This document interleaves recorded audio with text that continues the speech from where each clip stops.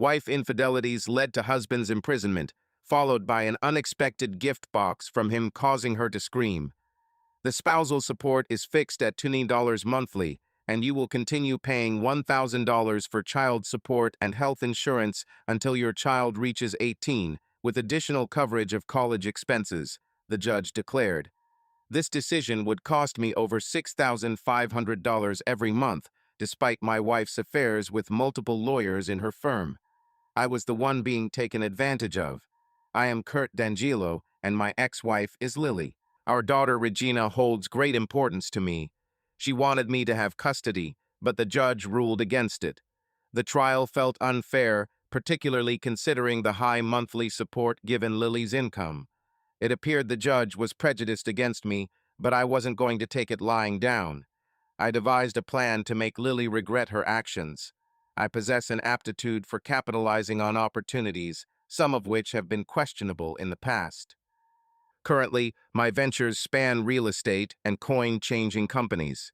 My unique coin-changing business enables me to disperse spousal support in coins, creating inconvenience for Lily as she manages taking them to the bank and counting them alongside her lawyer associates.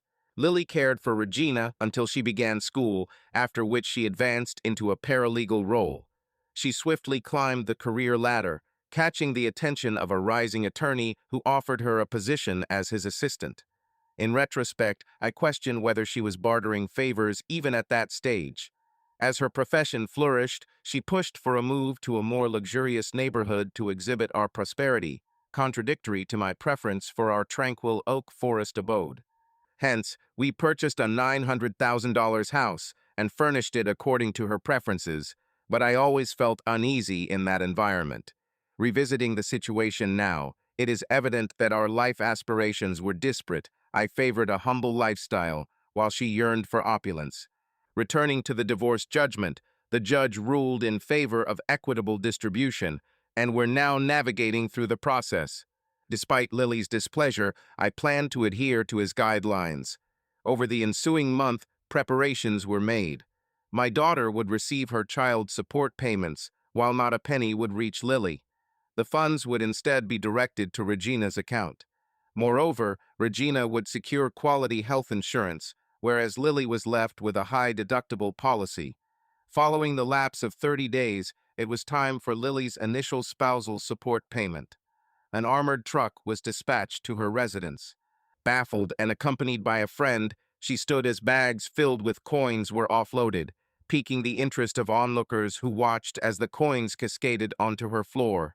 As the vehicle departed, she vented at me. I responded only with a wave and a call, "Enjoy your money from your lover." On Tuesday, a man accosted me, inquiring if I was Kurt D'Angelo. Remaining silent, he snapped my picture with a summons in hand. When I declined to accept it, he discarded it, saying, "You've been served," and departed. Following his departure, I retrieved the summons, recognizing that I had a court appearance scheduled for next Wednesday, allowing me ample time to prepare. The ensuing week was spent meticulously preparing for court and discussing related matters. Regina joined me for lunch during this period, expressing her dismay towards her mother. I cautioned her about the possibility of incarceration if the judge did not support my case. On the day of the trial, we waited with my attorney when Lily and her lawyer arrived. They taunted me, and when Regina attempted to intervene, the judge reprimanded her for interrupting. My lawyer, defending me amidst unsubstantiated accusations and favoring Lily, stated, "Your Honor, we're unaware of any such accusations, and none have been raised prior to this. However, I do possess a report from a psychiatrist containing pertinent information. Nonetheless, my stance remains unchanged." 4 months ago, Regina was grappling with her divorce at school, so we arranged for her to consult with a psychiatrist. It seems that Lily found something in those notes that she believed would strengthen her case before the judge. I have never engaged in any improper conduct with my daughter. I was being unfairly portrayed by Lily, causing me great distress. It was unthinkable that she would fabricate accusations against me for actions I didn't commit. The judge refused to hear my defense. Angrily, I glared at the judge, feeling he would come to regret his decision. It appeared as though Lily's law firm held significant influence. We shall see how things unfold in the end. My desire for retribution was evidently showing. Lily's attorney declared, "We seek the court's ruling that Kurt D'Angelo committed a wrong." Mirroring my anger, my attorney also voiced his frustration. He recognized the lack of fairness today. "Your Honor," he argued, "my client has complied with every requirement stated in the divorce agreement. There is no basis for asserting he did something wrong." "Your Honor," Lily's attorney responded, "he made the monthly payment, but it was all in coins, predominantly pennies and nickels. This resulted in a mess and caused damage to the floor." "But," questioned the judge, "it created a mess and caused damage," Lily's attorney repeated. However, my lawyer intervened before the judge could respond further. "Honorable Judge," Lily's counsel interjected, "as per Section 513 of Title 31, United States Code, payments via coins and bills are valid for all debts, including alimony. My client has made all required payments, such as insurance, mortgage, and child support." "Indeed, Your Honor," my counsel acknowledged. "However, the child support funds have been used solely for Mr. D'Angelo's daughter's needs. You may verify this with her." The judge appeared perplexed, looking towards Regina, who nodded in approval. "We have evidence of payments for insurance and mortgage," my counsel emphasized. Lily and her lawyer seemed troubled upon hearing this. "Your Honor," he pleaded, "my client finds it difficult to pay with change. Can we switch to checks in the future?" The judge then interjected his thoughts. "That seems reasonable." Before further discussion, however, my counsel posed additional questions. "Honorable Judge," he inquired, "could you address a few queries first?" The defendant inquired, "What exactly are we discussing?" He questioned whether the Chicago police were part of this jurisdiction's legal system. The judge appeared perplexed. "Indeed, they are," the lawyer clarified. "Then why," he persisted, "if my client's vehicle is confiscated by the Chicago police and he wishes to retrieve it from their impound, he can't pay with a check. He must use cash or credit instead."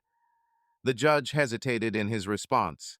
"Ah," the lawyer continued, "if the police, who you acknowledge are part of Chicago's legal system, won't accept a check, why should my client be compelled to pay future spousal support with one?" The judge, now embarrassed, became defensive. "Because this is my court, and I decide the rules." Exasperated, I rose and stated, "You're the law here, merely trying to appease my wife's legal firm. Were you also associated with her?" This enraged him. "Mr. D'Angelo, you're in contempt of court. 6 months at Cook County Jail looms unless you apologize and comply with my demands," he threatened. "Who do you suppose you're addressing, ruler of this flawed court?" I retorted angrily. The judge appeared startled, possibly never having been spoken to in such a manner before.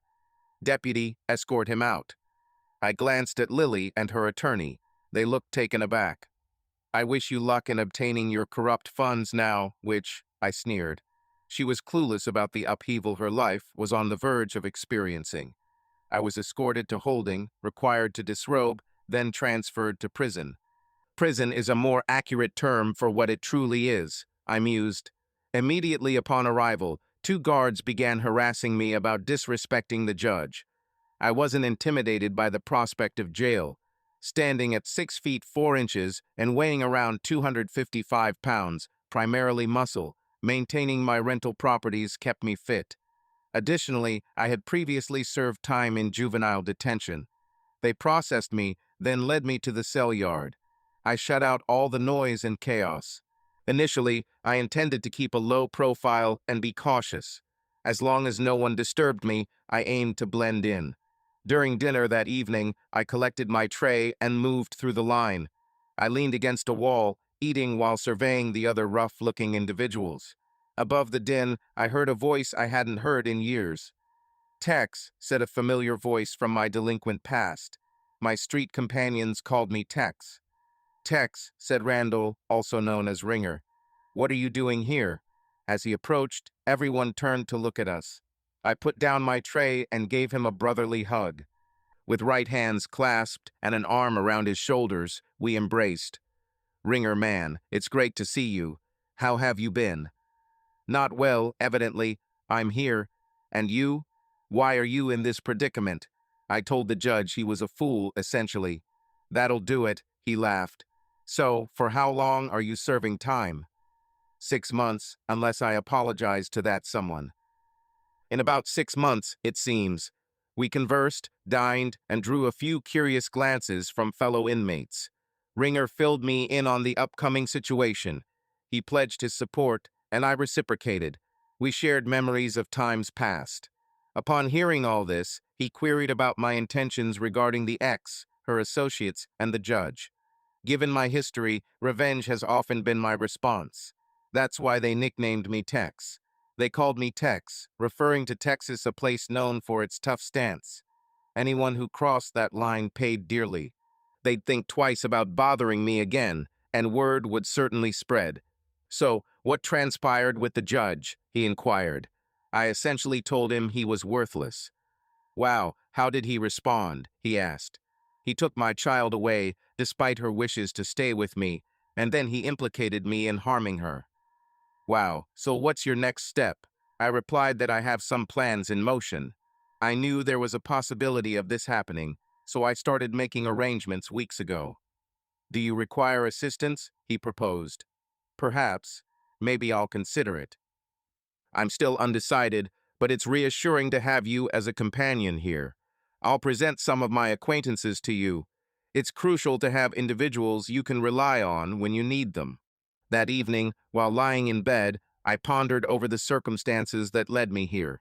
Recalling my turbulent childhood with an abusive father and a passive mother, I recognized the streets served as my sanctuary.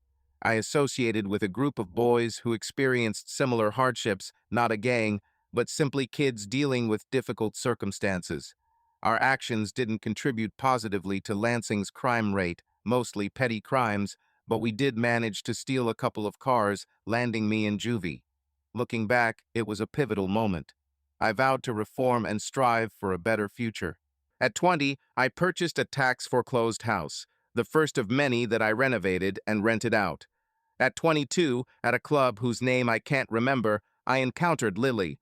Her life was starkly different from mine. She was brought up in Seymour, Indiana, a town renowned for John Cougar Mellencamp. Despite our disparities, there was an instant connection, leading us to marry within a year and have Regina, named after Lily's mother, the following year. In search of a flip, I purchased a house in Oak Forest, but upon seeing it, she fell in love, transforming it into our home instead. Over the subsequent decade, we undertook the house together, raising our daughter, hosting barbecues, and living the quintessential American life. However, when Lily landed a job at a law firm, changes ensued, particularly her demeanor. The simple life was no longer satisfactory. She desired costly garments, jewelry, and dining out, replacing our backyard BBQs. She also began to make disrespectful remarks about the residents of Southside Chicago. I acknowledged the South Side standing, yet Lily, a small-town girl, displayed an air of superiority towards everyone else. We disagreed on her attitude, and shortly thereafter, she proposed we relocate to the North Side. 3 years ago, we moved as planned, hoping for better schools, but Regina encountered snobbish peers. Longing to return home, both she and I expressed our desires, but Lily resisted. The divorce commenced one evening as she mentioned she was off to dance. I traced her phone and witnessed her dancing sensually with men from the club, kissing and groping blatantly.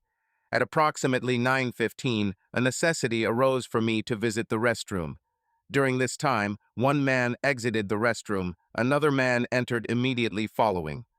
"Joe, you were quite close with Lily on the dance floor," the first man observed. "Yes, right there," Joe responded. "She's quite wild," Joe added. "She can certainly talk," the second man chimed in. "Indeed, she mentioned she's going home with me tonight," Joe boasted. "Quick relief is all right, but it's nothing compared to the full experience," the second man noted. "Tonight promises to be a lengthy one," Joe bragged. "Perhaps next week it will be my turn," the second man said as they exited the restroom. Their conversation appeared to go beyond simple boasting. Exiting the club, I spotted her in the embrace of a male colleague on the dance floor. At around 9:30, she contacted me, explaining that she had overindulged and felt uncomfortable taking the L train late at night. She planned to spend the night at Paula's, another coworker from her office. I responded nonchalantly, "That's fine." She apologized. Regret was in store for her. I trailed them as they exited the club, engrossed in each other. Unnoticed, I followed them to his Lexus, where they continued their affections. Anger swelled within me, but my South Side resilience prevailed, and I composed myself, formulating a plan. I tracked them to his residence. They entered the parking garage, so I made my way to the mansion. Upon arrival, I informed Regina we were leaving permanently, suggesting she pack whatever she desired since we wouldn't be returning. She was elated, but questioned about our mother. I mentioned she had others to provide for her, and she comprehended promptly. It took approximately 3 hours to pack everything into my truck. Fortunately, our previous residence in Oak Forest was vacant, offering us a destination. By 11 the following morning on Saturday, she phoned me, "Kurt, what's going on?" "Where are you?" I responded, "At home." She quickly pieced together the reason for my absence. She questioned, understanding the cause, "I don't recognize you anymore, and I don't wish to." "Where's Regina?" I responded, "With me. She no longer wants to reside with you there." Uncertain whether I knew about her affair or not, she attempted to clarify. "Come on, Kurt. Despite your dislike for opulence, it doesn't give you the right to depart and take our daughter." I retorted, "No, Lily, but a wife's infidelity provides sufficient reason to leave. Prepare for divorce papers next week." She reacted with astonishment, then spoke in her typical abrasive tone, "You low-life Southsider, you have no idea what trouble you're stirring up. My firm will annihilate you." I responded, "Perhaps, but I'll emerge victorious." For the following 6 months, she made no effort to reconcile our issues. Regina disclosed Lily's disappearance late into the evening, along with her biting remarks about me and suggestions for Regina to marry a wealthy man for a lavish lifestyle. However, Regina stood up for me, expressing her desire to return to Oak Forest. Currently incarcerated, Lily may believe she has triumphed, but I will utilize this time to orchestrate my retaliation. I ponder if she's contemplated how expenses will be covered, or her insurance and support.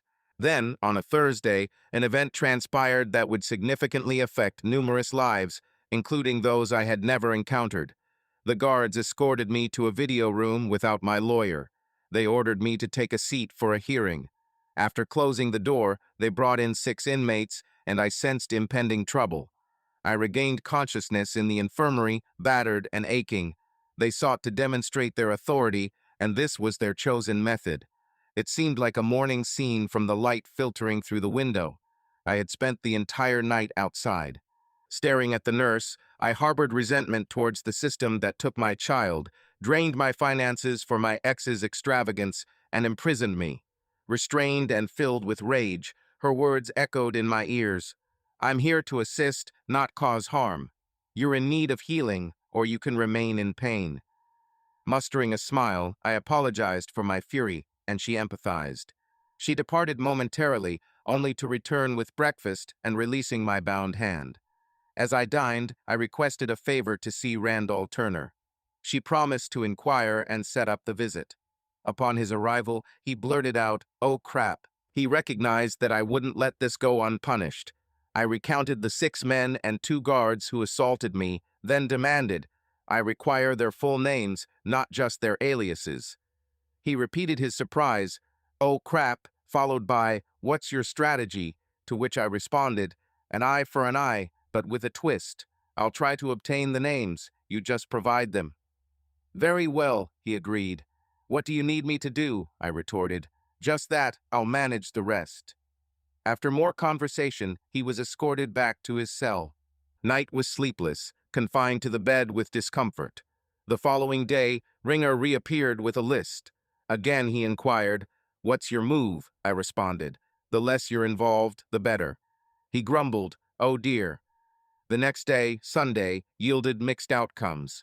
Lily arrived together with Regina. Lily initiated, "Guess you're palling around with more lowlifes," she commented. "What's your purpose here?" I growled. Regina suggested we converse. Are you prepared to apologize and be rational now? She probed. Never. And what about this tale linking me and Regina? You wouldn't hurt her, would you? She questioned. How could I possibly know? She appears strangely fond of you, I countered. At 43, why don't you return to your paramours and let them deceive you instead? Then perhaps you'll see the extent of your deceitfulness, I retorted. In case you're wondering, I have offered myself to them, and they appreciated it, she boasted. Leave immediately and summon Regina here. I've had enough of your presence, I declared. She seemed amused, believing she was irritating me. She succeeded, but she was only fanning the flames that would eventually consume her. Upon Regina's arrival, she broke down upon seeing my bandaged state. Don't cry, dear. It's not as bad as it appears, I comforted her.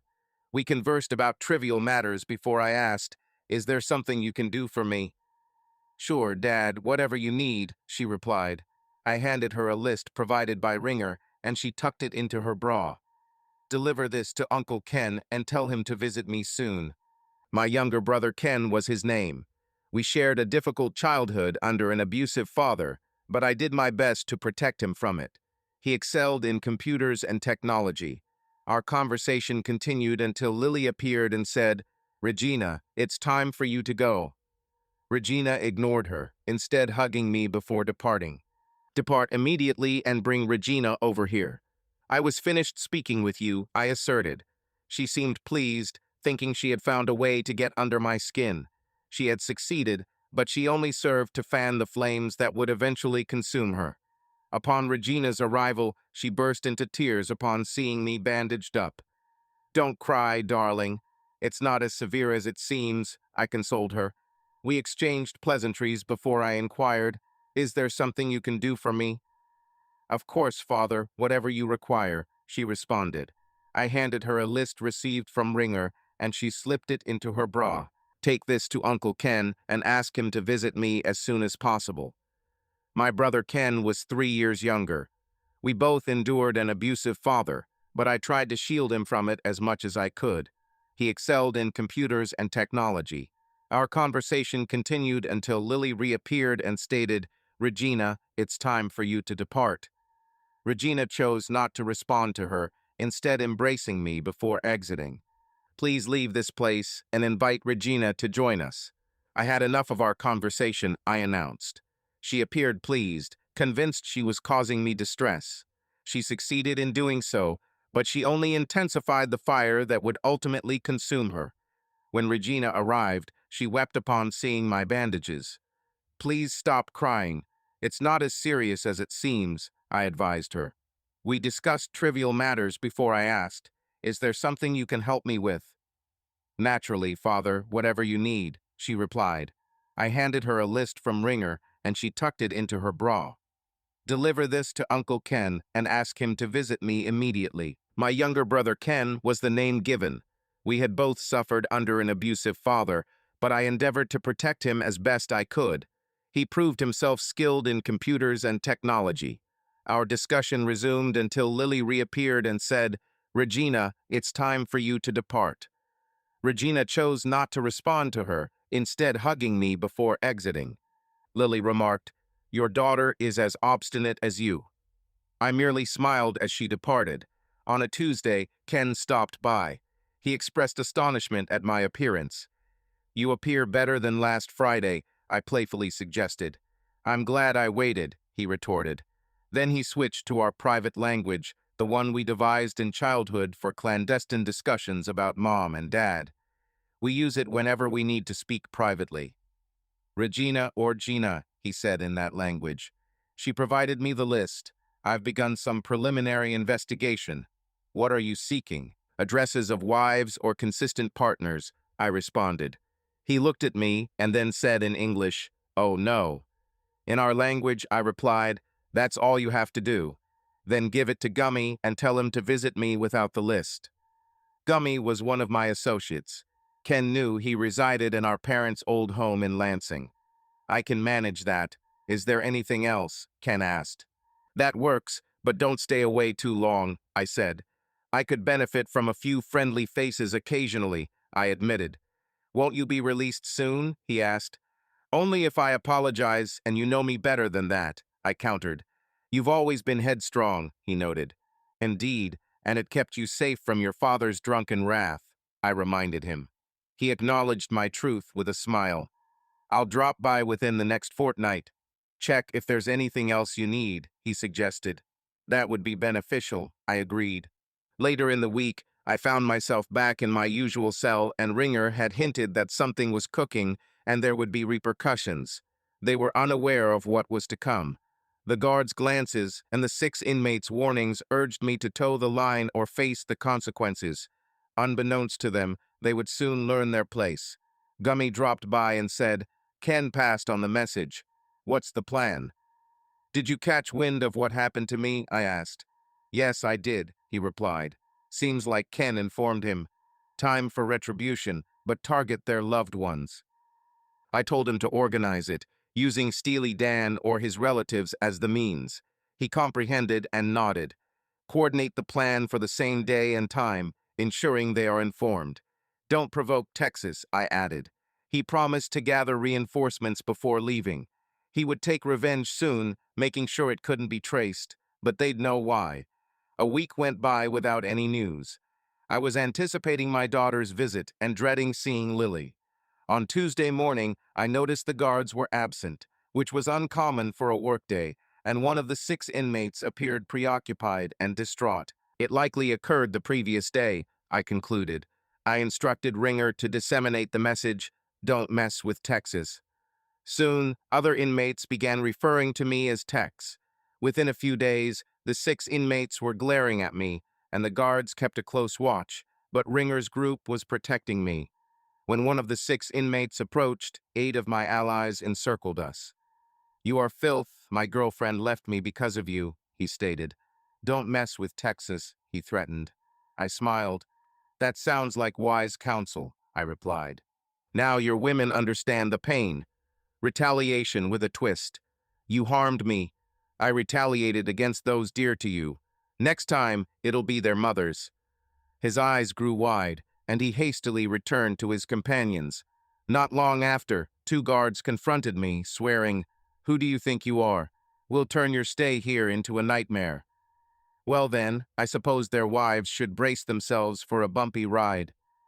They might even find it thrilling, I replied. One of the guards attempted to strike me. I did not resist. After withstanding his blows for a few minutes, another guard intervened and pulled him away. Many prisoners observed the fight, as did the cameras. I'm certain. I was escorted back to the infirmary where Beth, the nurse who previously treated me, welcomed me. So we have a troublemaker, huh? She commented. I didn't retaliate with punches. The guard attacked me, I clarified. This time, there will be an investigation. There were too many witnesses. She assured it's probable he'll lose his job due to the incident.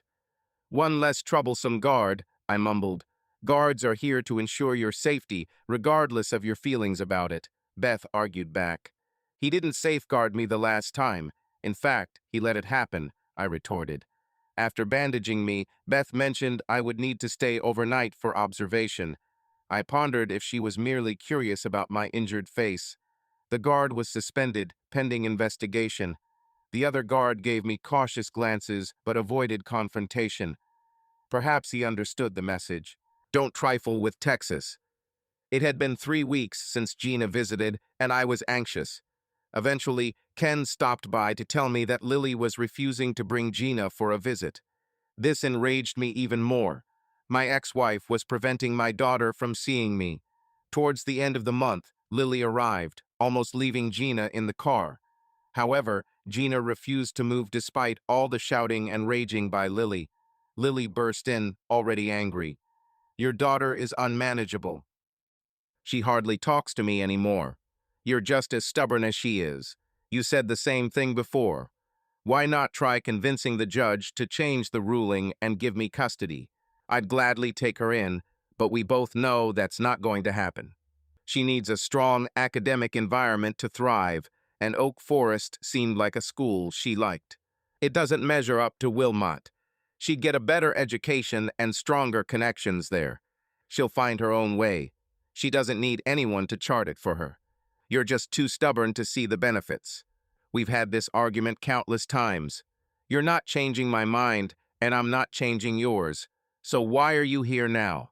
I didn't come to take Regina back. Her name is Regina, not Gina. That's not the name she chooses to go by. Don't you want her to be independent? I asked.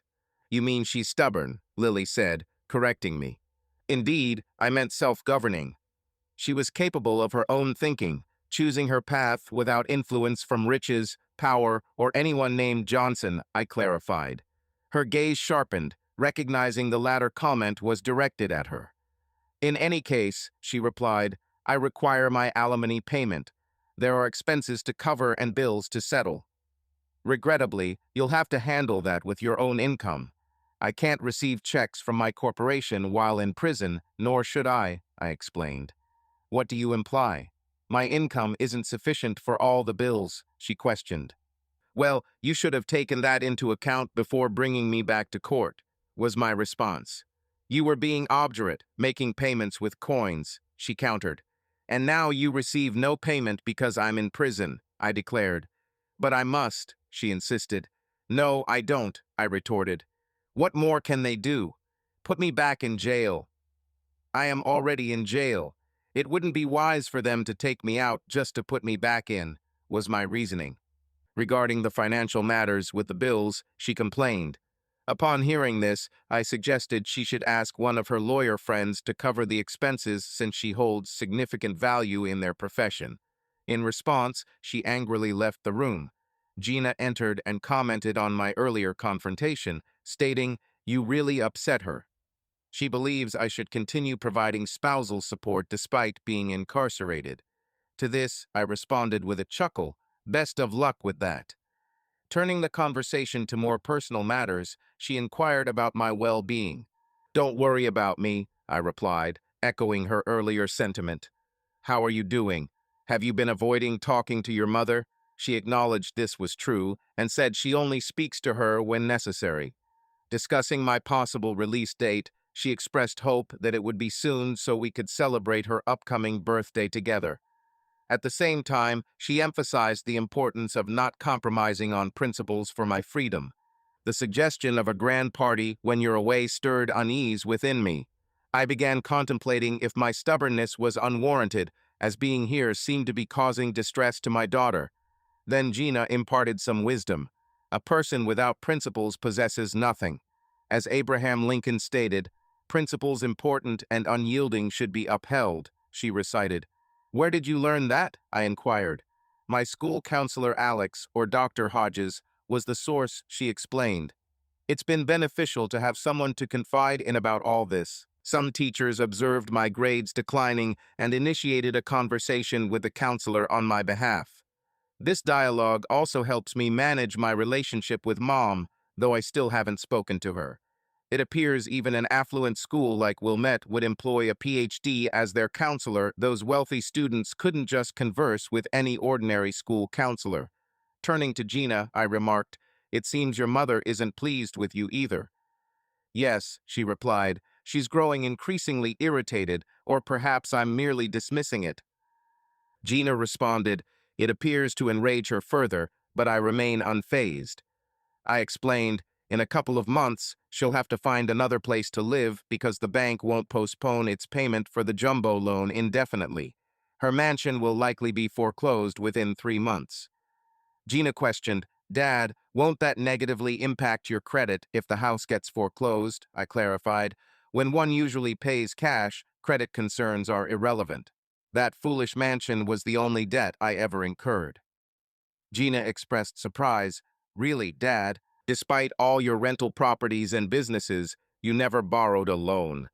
Gina admired me more after learning this. She said with a smile. I appreciated her compliments, saying it brightened my day. Spending time with my daughter was delightful, but I wished we could do so more frequently. Not attending her birthday would be difficult for us both, yet I knew she possessed strength. A week later, I found out that the guard who struck me lost his job. It was challenging to contradict the video proof showing I didn't retaliate. Subsequently, the other guard also departed. I'm unsure if he was reassigned, but at least he was gone. Many inmates thanked me for dismissing the problematic guards. I believe my reputation grew, and more people began addressing me as Tex. This led to fewer issues. The 6 inmates still harbored resentment towards me. I learned that one of their wives filed for divorce and 3 others were dumped by their girlfriends. Perhaps foolish people can learn. With the looming threat of retaliation and my improved standing among the inmates, they understood not to provoke me. A couple of weeks later, I was summoned to meet with a judge in the video room. When I informed the guard that I wouldn't meet anyone without my attorney, he insisted the judge was waiting, but I remained firm. I desired the presence of my attorney at the meeting, and it could be rescheduled since my calendar was clear. 3 days later, I was informed that the meeting was set for the following week. I requested a pre-meeting discussion with my attorney for strategic planning, which was granted. However, my lawyer mentioned he hadn't received any details about the meeting, finding it unusual. We decided to tread carefully. Upon the judge's arrival on video, he appeared displeased about the delay. I remained unfazed. To me, he was just an arrogant judge who believed himself superior. My attorney moved swiftly and began speaking. Your Honor, could you explain the purpose of this meeting? We were provided no prior information, only instructions to attend. You didn't need to invite my lawyer, he said. I merely wanted to ascertain if you intended to apologize for your conduct in court. Signaling to my attorney, I leaned in and whispered my response. To the court, my attorney responded on behalf of my client. The client refuses to offer an apology and instead desires an apology from you. Moreover, he petitions for primary child custody. The judge showed surprise. How could I ask for an apology? Clearly, he won't oblige. I stand firm with my decision regarding the child and no apology is due from me, the judge stated. As a result, this meeting has been unproductive. If my client changes his stance later, we shall request another hearing, concluded my lawyer. The judge added one more point, catching my attention. I assumed this would reveal the actual purpose of the meeting. Your client is failing to adhere to the divorce conditions. When will he initiate spousal support and mortgage payments? The judge asked. I conferred with my attorney again, relaying my reply. My client won't make payments while he's incarcerated, my lawyer told the judge. However, the house is facing foreclosure, the judge remarked. That property is my wife's mansion, not mine. I made it clear to you, I stated, speaking directly to the judge. You'll damage your credit and forfeit your equity, he cautioned. I'm prepared to bear that consequence to ensure my ex-wife faces justice, I replied sharply. Then, intending to provoke him, I remarked, perhaps her partners can cover the costs. With over a dozen of them, they should be able to manage. I was aware that suggesting my wife was promiscuous and implying he was one of her lovers would infuriate him. You Southerner trash with no connection to this case, who do you think you're addressing? He erupted. Before he could proceed, I intervened. I'm speaking to someone who's had relations with my wife. If I've made a mistake, I apologize. However, I can't fathom why someone without a stake in this situation seems so invested. I stood and walked towards the door to depart. I heard the judge say, your client has just earned himself an additional 2 months in jail. If he continues to disrespect me, I'll make his life a living nightmare. I smiled as I waited for the guard to escort me back to my cell. He appeared dumbfounded, evidently taken aback by my actions. In my confinement, I was overflowing with vigor. It appeared my wife had disclosed our mortgage issue to her lovers, who subsequently conversed with the judge. What a predicament. Their day of reckoning was near. The ensuing Sunday, Lily felt compelled to see me in prison. Fortunately, Gina became aware of it and demanded her presence. Thus, you once again provoked the judge and earned an additional 2 months. When will you comprehend that you cannot outwit the system? Lily admonished. Lily, why don't you simply cease speaking to me? Your Northside demeanor isn't beneficial. I merely require you to ensure Gina visits me frequently, I responded. She almost shouted, it's Regina. I ignored her and declined further interaction. She persisted in complaining until she eventually departed, and then Gina arrived. She entered with a broad smile. I asked her why she was so elated. Because I get to see my father, she declared. That can't be the only reason, I said. You've got something hidden, and I can't disclose it just yet. Trust me, Dad, I replied wholeheartedly. Then she asked if I would sign an unread document she was holding. I stared at her warily. What's the catch? She only said you'd get 2 more months in jail confirmed. Is that true? She asked. Yeah, I apologize, dear one. How did this happen? There was a dispute with the judge again. Well, he probably had it coming. We talked about school and your mom some more. She repeatedly brought up Dr. Alex Hodges and asked about the situation. I tried to find out what my signed paper unveiled, but she remained tight-lipped. I promised you a birthday gift when you visit, though I won't be there for your sweet 16. What's the present? You inquired. I'll have it ready when we meet next. She expressed surprise. That's unexpected. It appears we each have our own surprises, I responded. Prior to her departure, I requested Gina to arrange for Greg to visit me. Greg was my trusted associate, overseeing all my business affairs. Of course, Dad, she assured. I had delegated some tasks to him in anticipation of my imprisonment. Here's hoping he completed them successfully. Now I had another assignment for him, Gina's birthday surprise. Later that week, Greg paid me a visit. He had taken care of most of the duties I assigned him. Then I informed him about Gina's birthday surprise. Are you certain about this? He questioned. Yes, it's an ideal present for her, I affirmed. I'll consult our lawyer, he agreed. Additionally, visit my brother Ken and deliver what you have. He'll know how to proceed. If he has any doubts, tell him to come see me. Otherwise, instruct him to contact Gummy. Understood, he replied before departing. A smile graced my face, understanding that Gummy would execute my retribution plots while I remained blameless in prison. Towards the month's end, my standing among fellow inmates escalated. It appeared that word had spread about my defiance against the judge. As with any rumor mill, the news traveled swiftly. Before long, everyone was addressing me as Tex. At the month's close, an unexpected guest arrived. Upon entering the room, I saw Lily sitting there. I considered leaving, but she held me back. Kurt, stay, she requested. I need to speak with you, she pleaded. I have nothing to tell you, Lily, I retorted. Our house is about to be seized. Please, you must give me some money to prevent the foreclosure, she begged. Lily, that house belongs to you. I never wanted it, but you persisted until I agreed. It holds no significance for me, and with the market crashing, there's no equity left in it. Let the bank take it, I stated decisively. You can't do that, Kurt. You must help me, she insisted. Seek assistance from your acquaintances. They likely possess adequate resources. She responded, this allows you to embrace your authentic self. Her question echoed, why are you acting this way? A torrent of words followed. Why did you falsely accuse me of molesting our daughter in court? She stood silent, acknowledging her guilt. Tears streaming down her face, she collapsed, and I departed, feeling liberated by voicing my thoughts. However, upon my return to my cell, the guard received a call and escorted me back.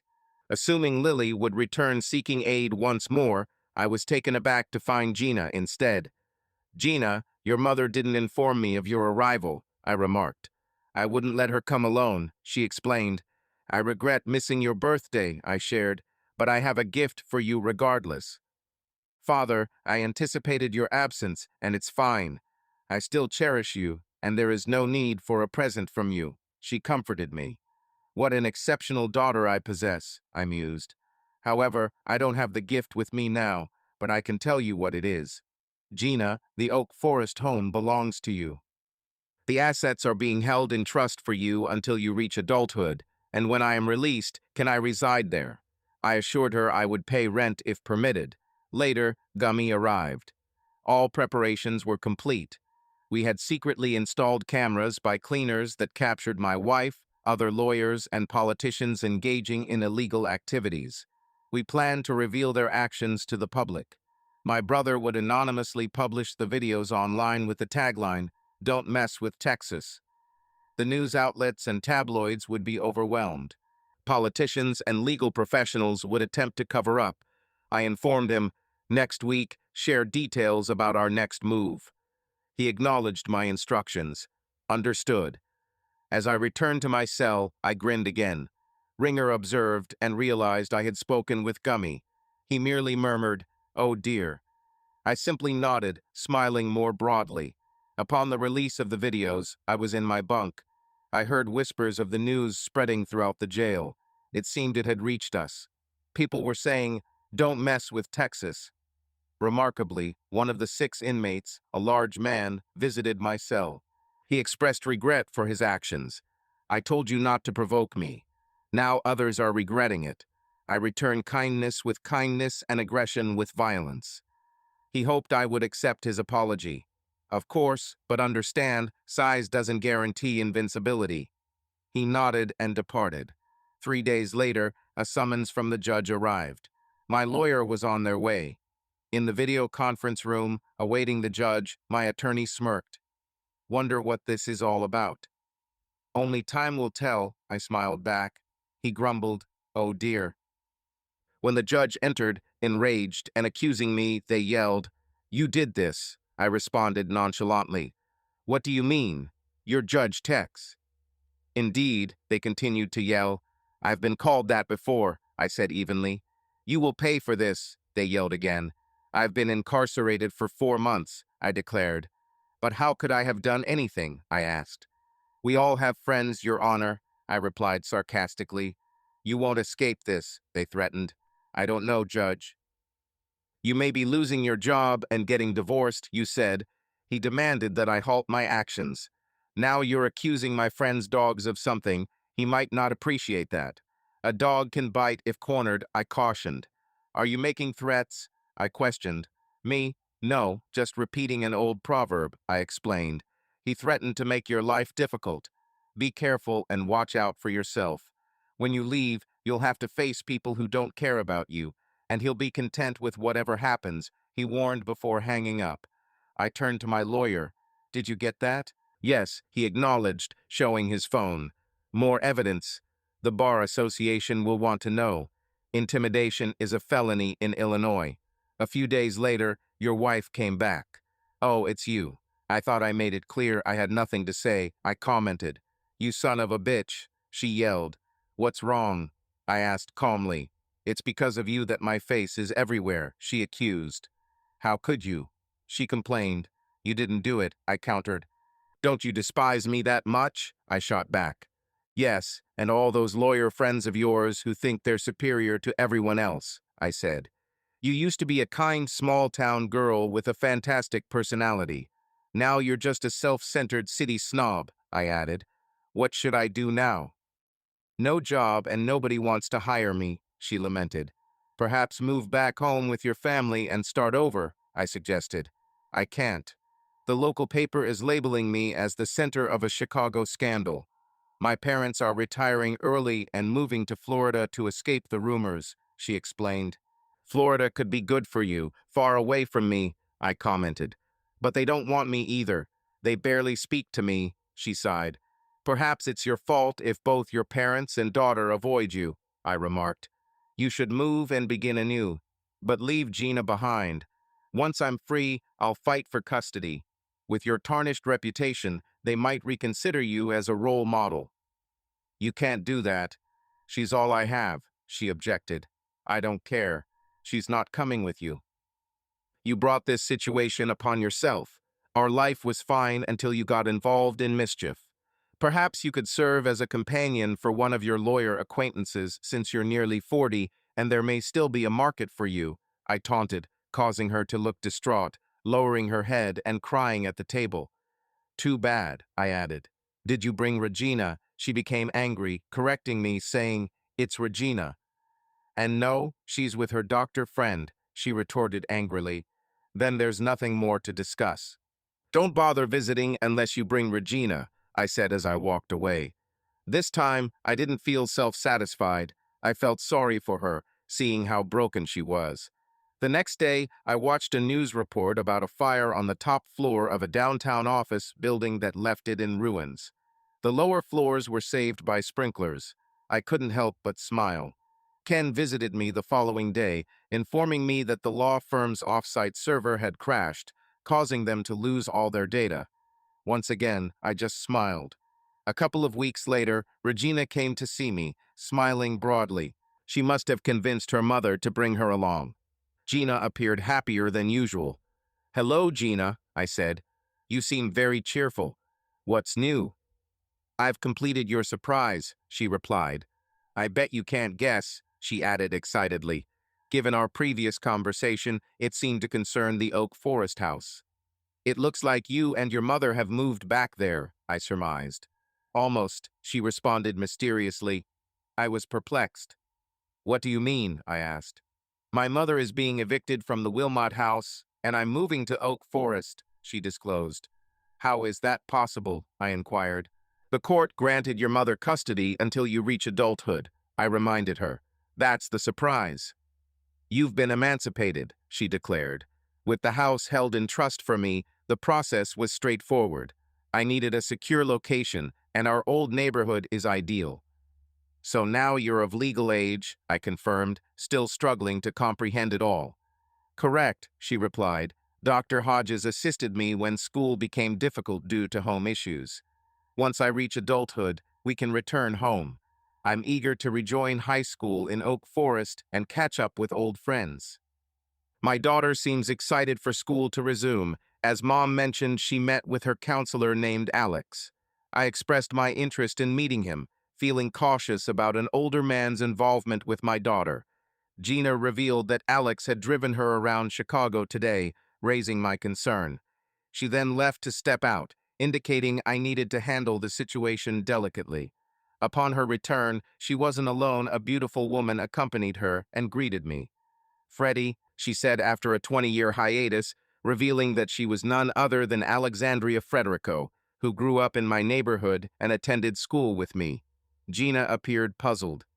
"Dad, how do you know Dr. Hodges?" I explained our past neighborly relationship, adding that we didn't socialize much back then. She teased me about being a troublemaker. Embarrassed, I acknowledged the consistency in my behavior. "Some things never change," she said. "That makes sense," she replied. "Shall I refer to you as Tex?" she inquired. "Why Tex?" I wondered. "Her nickname from childhood," she replied. He wasn't the type to forget or overlook. Suspecting her mother had wronged him and perhaps involved with the law firm's problems, she hypothesized. I invoked the Fifth Amendment. I joked it off. Before proceeding, she asked if I didn't mind spending time with Gina. "It's Gina," she corrected when called Regina. "My apologies for the mistake," she admitted. "When we first spoke 9 months ago, she was upset. Upon seeing her last name as D'Angelo and recognizing her father's name as Kurt, I connected her with you, Tex.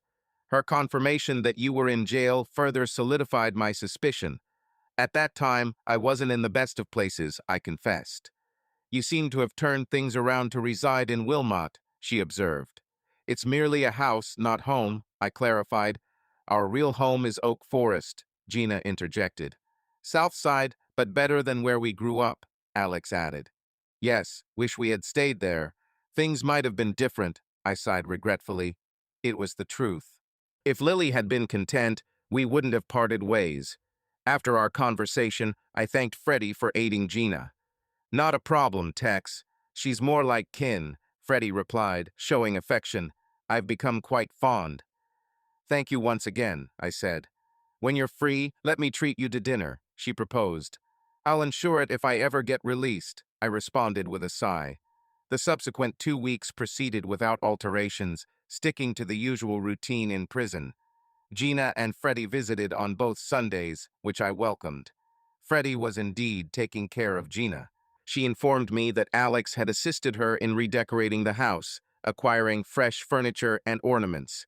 When I inquired about the finances, Gina explained, "Uncle Ken's lending a hand, and I have my own savings recall." "Yes, I was merely concerned Freddie would cover the costs," I replied. "She's been wonderful, but no, she hasn't spent a dime," Gina clarified. "I trust it's not all feminine decor." "I want to feel comfortable in that place," I added. "Rest assured, your sanctuary down below remains undisturbed," she reassured, Speaking of the basement, my respite from cohabiting with two females. Once they departed, I contemplated my daughter's maturity. She's now a legal adult. Before long, I'll be alone again. In a few years, she would likely move to college. I wished to encounter someone who appreciated simplicity. Then Lily dropped by on Monday. I nearly walked away upon seeing her. "Kurt, hold up, we need to discuss something," she said. I sighed and faced her again. "What's this about?" "Don't you know what our daughter did?" Lily questioned. "What are you referring to?" I asked. "She emancipated herself. She's moved out, and I don't know where she is," Lily informed me. "Ah, that's right. So you were aware? Did you encourage her to do so?" Lily accused. "No, she did it with the help of her school counselor," I clarified. "She's back on the south side." "What about school?" Lily asked, concerned. "I told her she'll return to Oak Forest in the fall," I replied. She despised the Wilmette School, Lily. She continually faced ridicule due to her upbringing in public housing. They referred to it as the projects. You took her from a school where she was content with good companions and placed her in an environment that hurt her self-worth. You did more harm than help relocating her. I aimed to provide her with quality education, she argued back. Children learn more from their parents' actions than classroom lessons. We taught her life's hardships. What do you believe your behavior teaches her? I hope it demonstrates what not to emulate. Our goal is to raise well-rounded adults. I hope we managed that despite our shortcomings, particularly in our marriage, I conceded. It wasn't all negative, she disagreed, but things turned sour. I hope you find what you seek. Clearly, I failed to do so, was my response. Seeing her sadness and remorse, I walked away from the table feeling pity for her again. The day of my release eventually arrived. I was called to court. Gina, Freddie, and Lily were present. As I awaited the judge's verdict, I pondered what he would say. I had no intention of apologizing. Upon the arrival of a different judge, I stood up. Perhaps the previous one lost his position. After examining the evidence, the new judge addressed me. "Mr. D'Angelo, what is your defense?" "I've served an initial 6 months with additional 2, I replied. "You could have apologized and been released," he pointed out. I didn't believe the other judge deserved my apology, so I finished his sentence and spoke up. "I'm obstinate," the judge commented. "I prefer to be called strong-willed. It's served me well in business and life," I countered. "Your divorce settlement remains unchanged, and you'll have to make restitution for the time not served," the judge ruled. Then my attorney interjected, stating, "Your Honor, my client is prepared to pay what he owes. Our calculation comes to approximately $20,000. Today, he will pay her the full $20,000, recognizing that he has fulfilled his financial obligations and no longer owes anything more." Lily stood up in objection.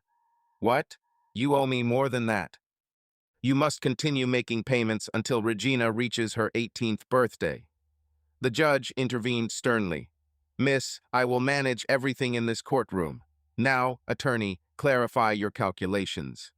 My client initially covered spousal support, mortgage, insurance, and his daughter's expenses.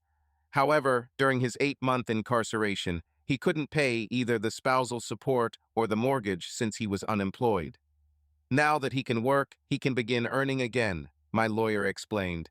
After examining the facts, the judge stated, "Your client was imprisoned for 8 months. Just the spousal support would amount to $16,000, excluding the mortgage payments." "Your Honor," the court order read, "until the minor child reaches adulthood. The child has been emancipated for the past 3 months, as evidenced. The house was foreclosed on 3 months ago, so no more loan payments are necessary. The remaining balance is $1,782. He agreed to give her $20,000 and end all connections, my attorney explained. The judge examined the documents and our calculations thoroughly. Given the facts presented, he couldn't argue otherwise.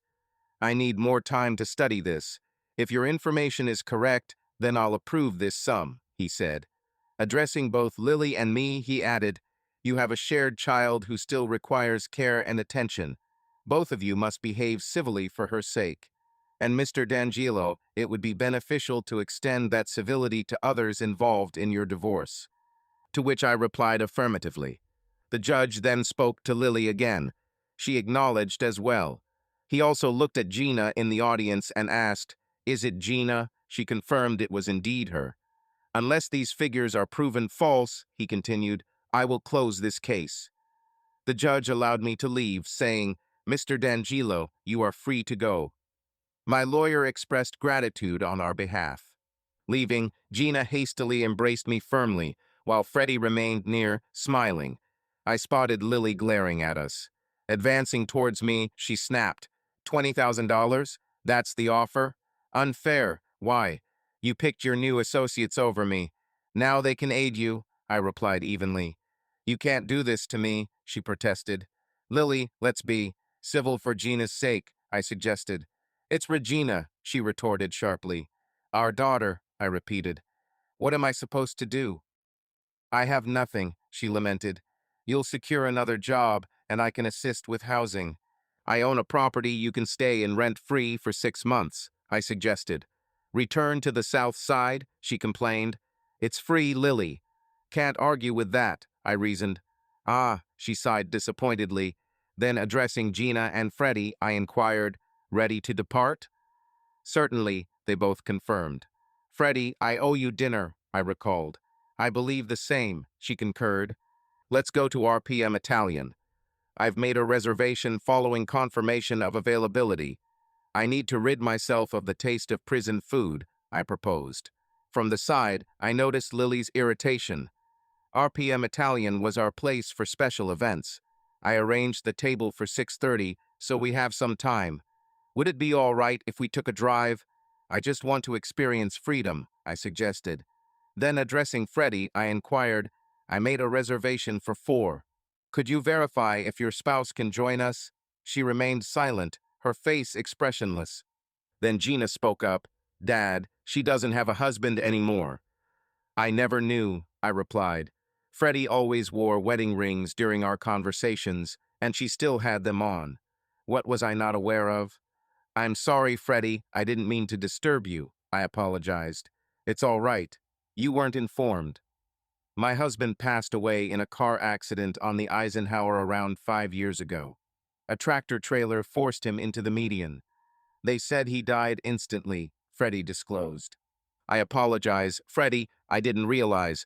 I thought since you wore rings that you were married," I said regretfully.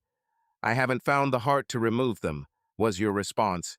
"It feels like letting go," I understood, as a psychologist myself. "Yes, I've heard it before," Freddie replied. "I'm sorry for my oversight. Will you still join us so we can make amends?" I inquired. She agreed with a serious expression. "I believe that will be all right." I recognized that I had been preoccupied with personal issues and revenge, neglecting to ask about your life. I felt remorseful. "I vowed to pay more attention to your story and be a better friend from now on." The dinner was delightful. It was refreshing to wear ordinary clothes and not feel the need to constantly watch my back. However, being free after 8 months felt a bit odd. By the end of the meal, I felt more at ease. I asked Freddie, "Alexandria, whenever you're ready, would you allow me to take you on an actual date?" You agreed to wait as long as it takes. Gina said, "Can we stay connected until later?" To which she responded, "Absolutely, we will." She added, "I'm not going anywhere that easily." Gina assured. In response, Freddie said, "That would be just fine by me." Later on, Gina explained to me, "Mike and I never had children. Between my studies and his business, the timing wasn't favorable. Having you as a sort of daughter has been healing for me. If that's all right with you, after all you've done for us, it wouldn't be any other way," I reassured her. As we were leaving the restaurant, Gina remarked, "I hope you like how our old house looks now." "Anything is better than where I've been the last 8 months," I quipped. Upon reaching there, I was taken aback. The shutters had been painted and the bushes trimmed. It looked wonderful from the outside, and it felt more like a home inside than ever before. I could sense Freddie's influence at work. Admittedly, tears began to form in my eyes. This hardened criminal was moved emotionally. "Kurt," Freddie called out. Wiping my eyes, I confessed, I feel as if I'm back home. Kurt, Alex replied. I looked at her, bewildered. She took off her rings, smiling at me. Intrigued, I returned the smile, and we embraced. 10 lawyers, 4 paralegals, 6 politicians witnessed their careers and marriages crumble due to my divorce's repercussions. Regardless of being labeled as stubborn or willful, adhering to principles can prove advantageous. On a brighter note, Gina acquired a new mother along with a younger brother and sister, both roughly half her age. They were twins, christened Frederick and Alexis. I found it fitting to name them after the one who assisted me in starting anew. As for Lily, she wed a prosperous lawyer, possibly attaining what she had always sought. Despite having a loving family, a good home in a desirable neighborhood, a thriving child, and a successful business that eased financial worries, she appeared to yearn for status above all else. Now, she enjoys that social standing, being married to a wealthy attorney living in a spacious home in Winnetka. Nevertheless, her spouse is uncaring and promiscuous, exploiting her for public image instead of sincere affection. I wish her satisfaction. I'm content myself.